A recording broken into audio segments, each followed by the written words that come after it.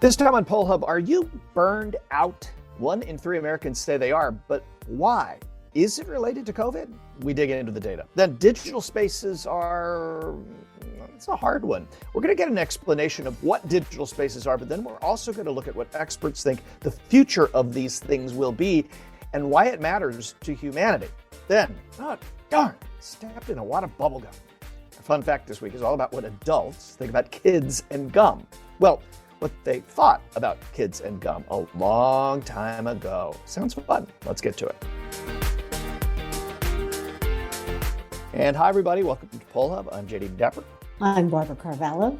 And I'm Lee Marengoff. Well, I have a plaque on my desk that quotes J.M. Barrie, the creator of Peter Pan. It says, "Nothing is really work unless you would rather be doing something else." And around August of last year, we found out that many working Americans, after a year and a half of pandemic life, actually rather would be doing something else. The Great Resignation, as it's been coined, has had all sorts of repercussions, from labor shortages to supply chain disruptions. But recent research also shows that it doesn't end there. It's led to an increase in feelings of burnout.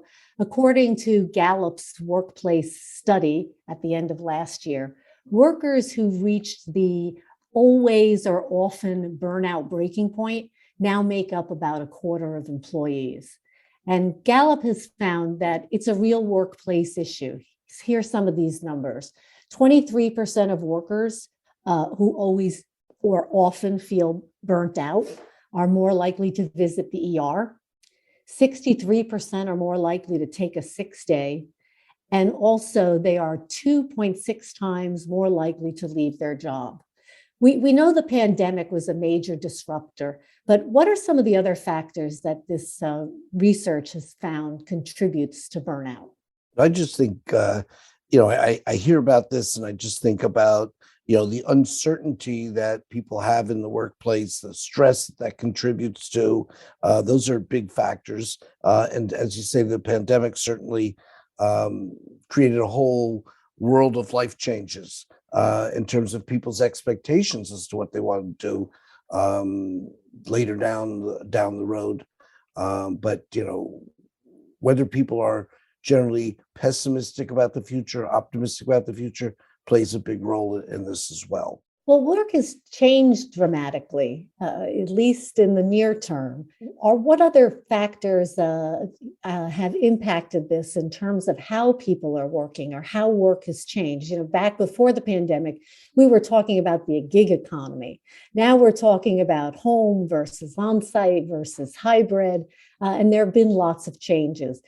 Jay, did you have some insights on this?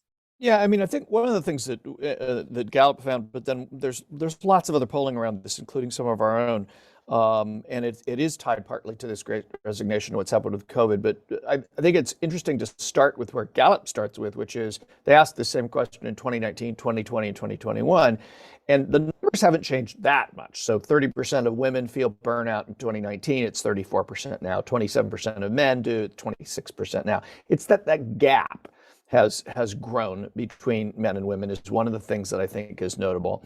In 2020, which was kind of the height of COVID, it was quite large. So it was 22% of men feel burned out, but 34% of women did. So there's an even greater gap. Yeah, actually, burnout for men went down during the pandemic. Went down, right. So I think part of this is there's this gender gap, which I think is worth looking at and talking about because of the different roles that women have. The other is that labor force participation. So men are working age men who could be working are working at a lower percentage than they were before the pandemic and much lower than they were back before women were largely in the workplace back in like the early 60s.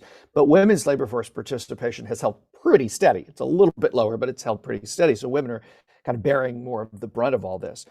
But when you talk about the one thing, when you were talking about what are the things that are going on, one of the things we found data from a Society for Human Resources Management group, and they were looking at how much of this working from home, working at work, what were the impacts of that? And here's what stood out, at least one thing that stood out. 70% of adults who transitioned to working online and presumably from home over the pandemic now work on weekends and 45% say they work more hours in a week than ever before.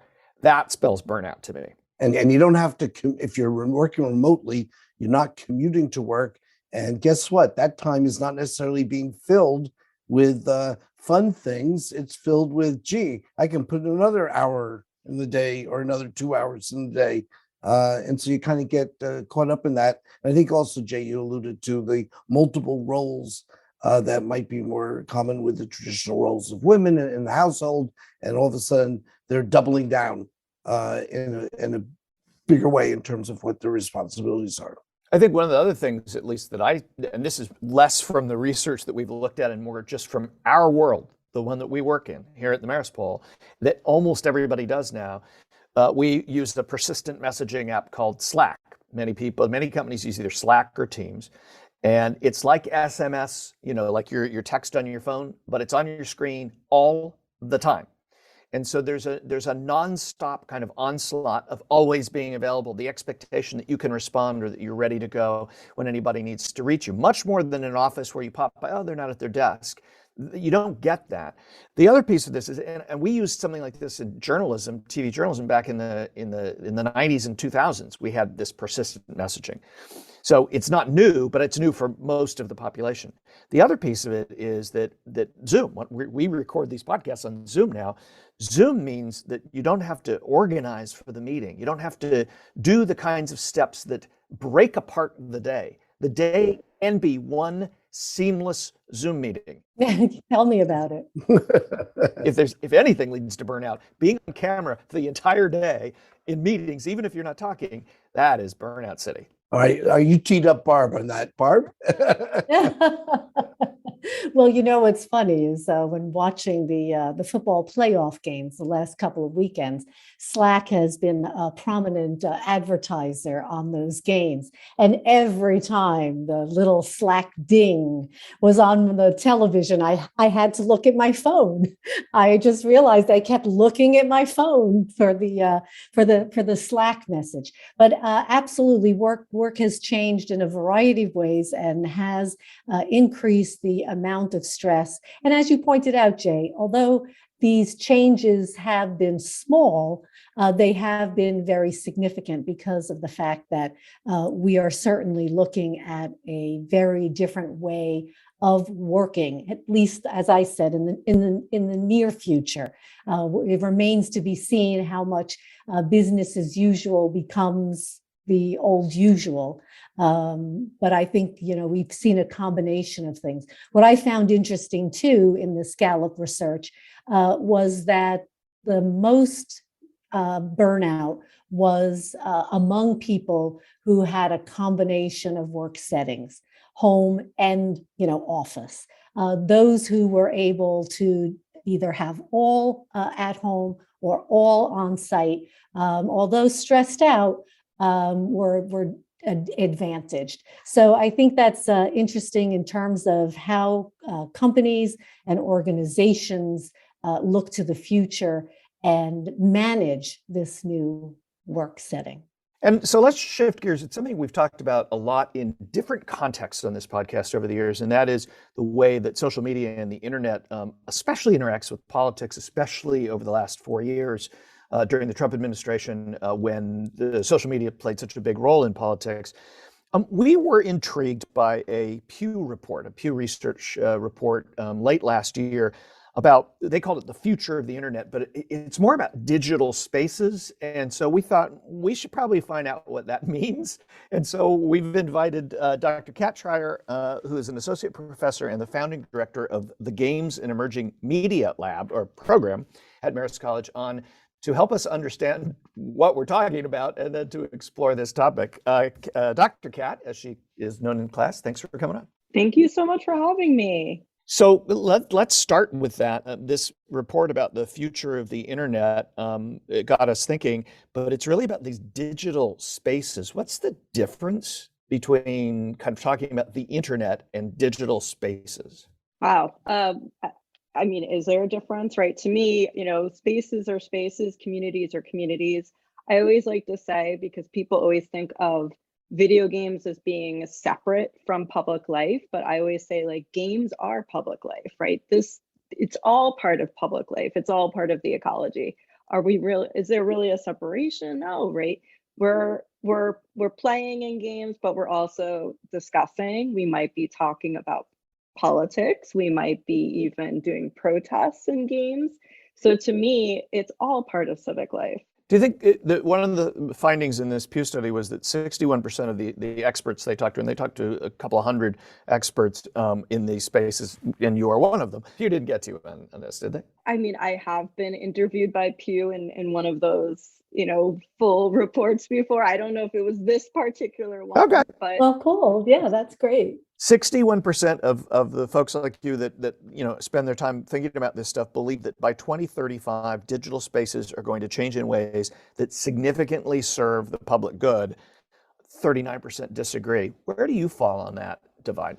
wow. I mean, I don't think that we can always predict the future. It's really hard to know what's going to happen. But I do think that history and the past helps us to understand what could happen in the future. And to me, I would look at how people are already playing and how people are already interacting online and how people are already connecting.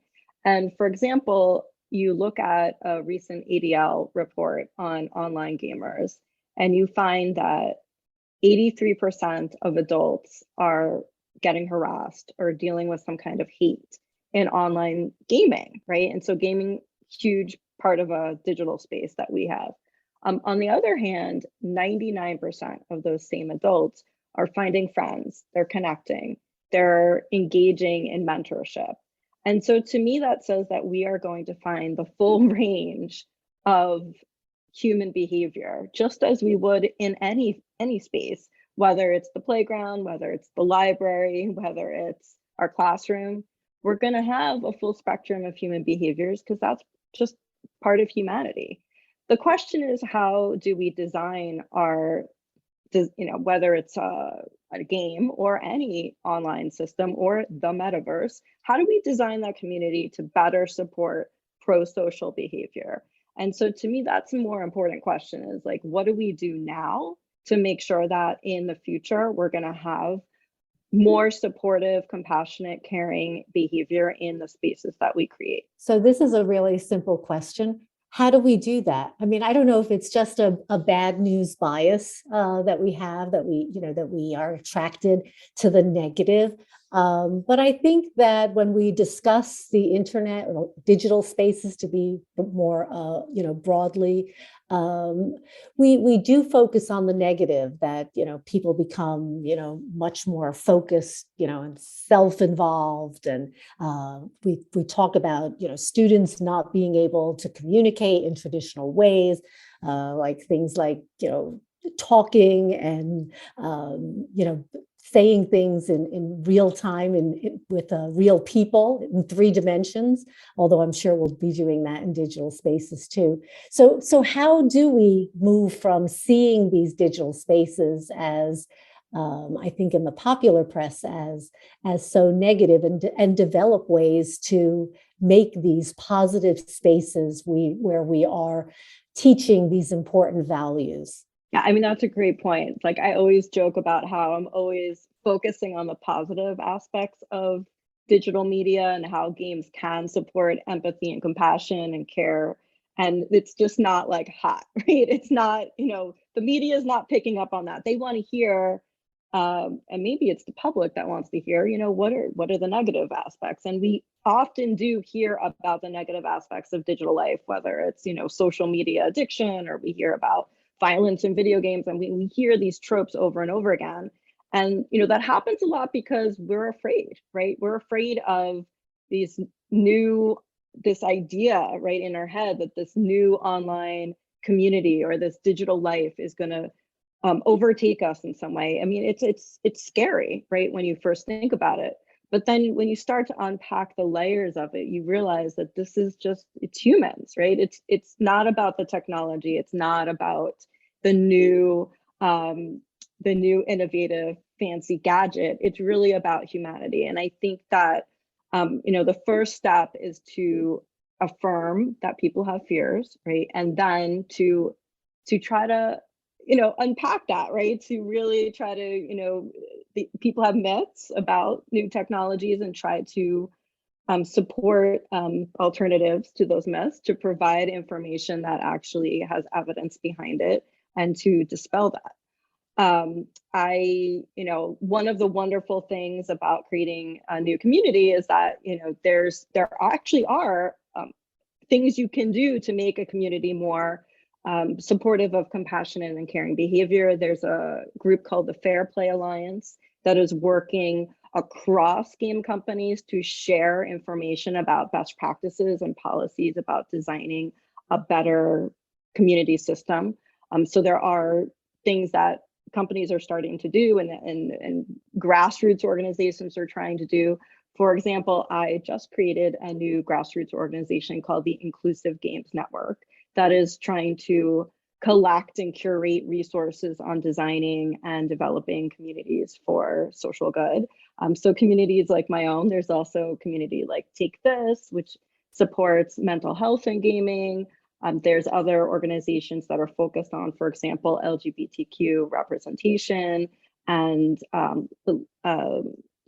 Black gamers, and other ways of supporting inclusive environments. Kat, I'm probably the Luddite in the group, so I'm coming the farthest to understand all this. And I know you've had our student producer Ashley and our student editor Marcello in class, and I know Casey, our administrative assistant in the office, has also been a student of yours.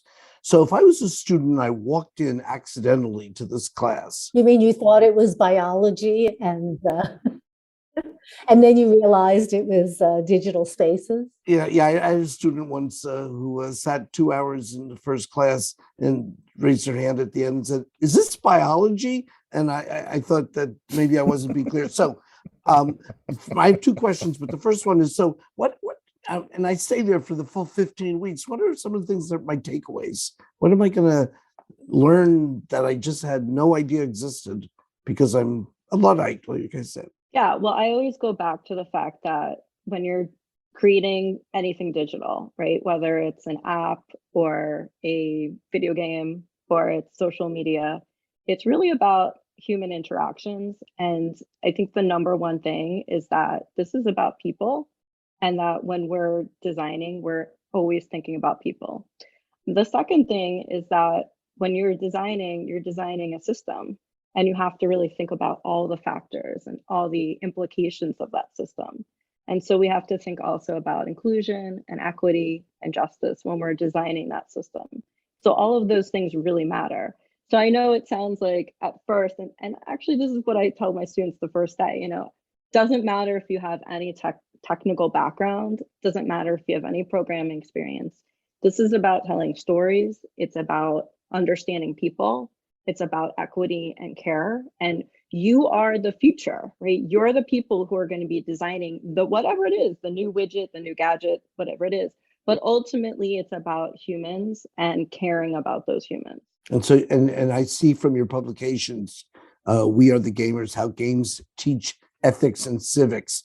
I assume I walk away with a broader understanding of the ethical and civics worlds that I might not have had before. Yes. So my recent publication, We the Gamers, is about using games in the classroom or other educational spaces and how to use them to the fullest benefit of if you want to be teaching ethics and civics. And one of the main points that I have is that students are already doing that, right? The youth are already practicing ethics and civics in the games that they're playing because games are communities, right? Games are civic spaces. They're part of public life already. If you take a popular game like Fortnite, people are mounting protests in Fortnite around Black Lives Matter, right? People are going to something like Animal Crossing New Horizons and doing presidential campaigning there. Like the President-elect Biden had an island in Animal Crossing New Horizons, right? So this is already happening, and educators should be not only using games to teach ethics and civics, but also they're already their youth are already doing it, and just to continue to bring that out, bring those connections to life. It's very interesting because you have the I know in a lot of faculty talk about, sometimes students are ahead of us. And so we have to catch up. And I think this is an area where the 3 R's count, but there's a whole new world for some of the folks like me.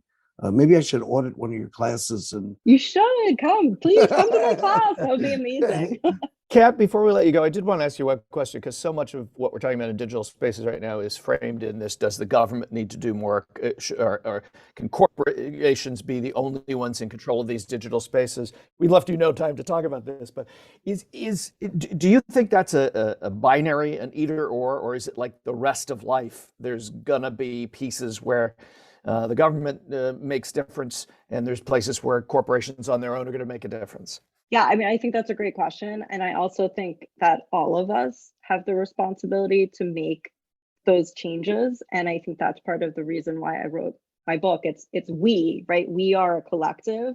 We all are affecting each other, and we all make a difference when whether we're voting or whether we are representing our, the public in the government.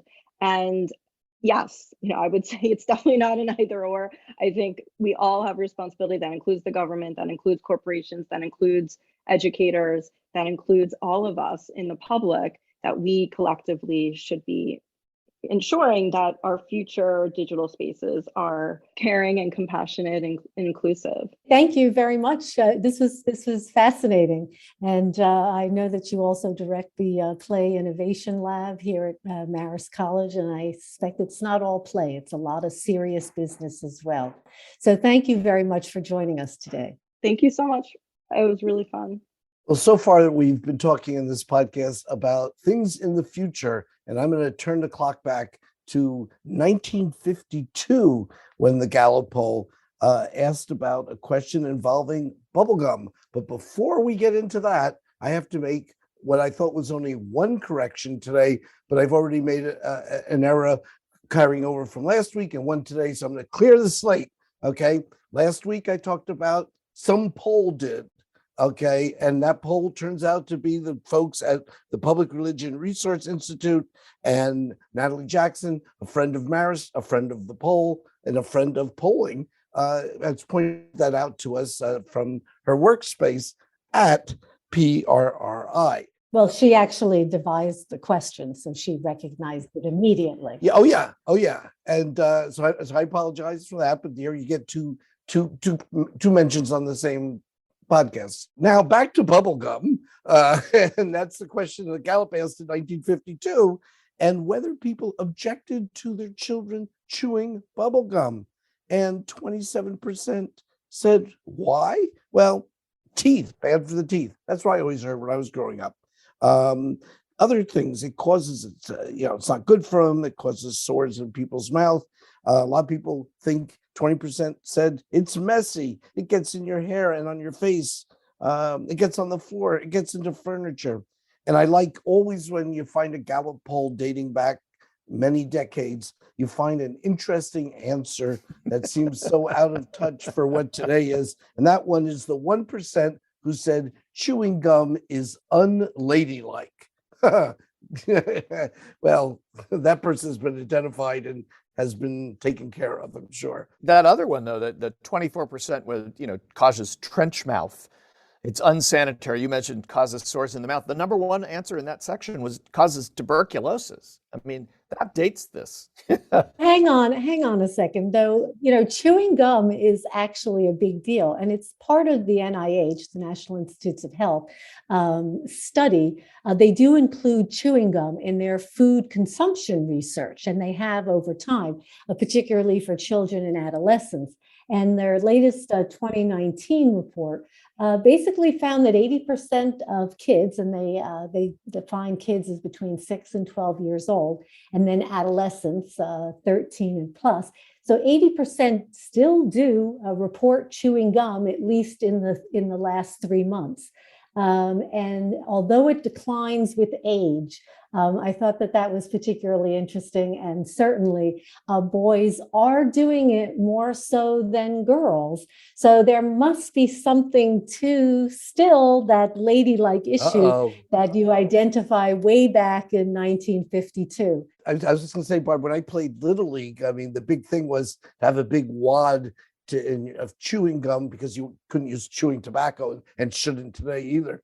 But that's the way we kind of emulated our baseball heroes. Did you collect baseball cards, though, Lee? You collected baseball cards, right? You got the gum. Came with the gum. The gum, yeah. But I got out baseball cards like about 20 years after I was a kid. I still had a bunch of them, and I ended up giving them to a friend's kid. Barb, we took this away from where you were. Well, I was just going to address the tuberculosis issue. It's a long way back. well, it is hard, but I think, I think it is interesting because I think there was also kind of a habit where people would kids would chew their gum and then kind of stick it somewhere to chew again at another time. We still, as a government, do track wasted chewing gum residues. And there are studies showing that there are all sorts of lovely things that can grow on the surface of wasted chewing gum.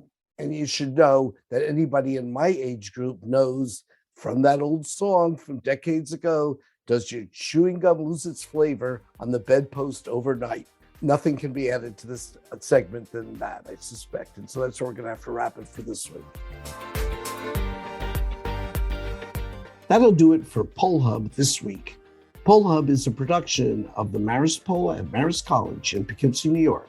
Mary Griffith is our executive producer. Casey Schaff is our production supervisor. The Poll Hub team includes Ashley Marcinek and Marcello Bettman. If you enjoy Poll Hub, please consider leaving a review. Positive reviews help other like-minded listeners find us. If you'd like to learn more about polling and survey science, check out the Marist Poll Academy, our free online learning portal. If you have questions, tweet them at us at Marist Poll. Finally, however, wherever you listen to Poll Hub, there is a subscribe button. Click it, and the latest episode will be ready for you in your podcasting app as soon as it's released. Does your chewing gum lose its flavor on the bedpost overnight?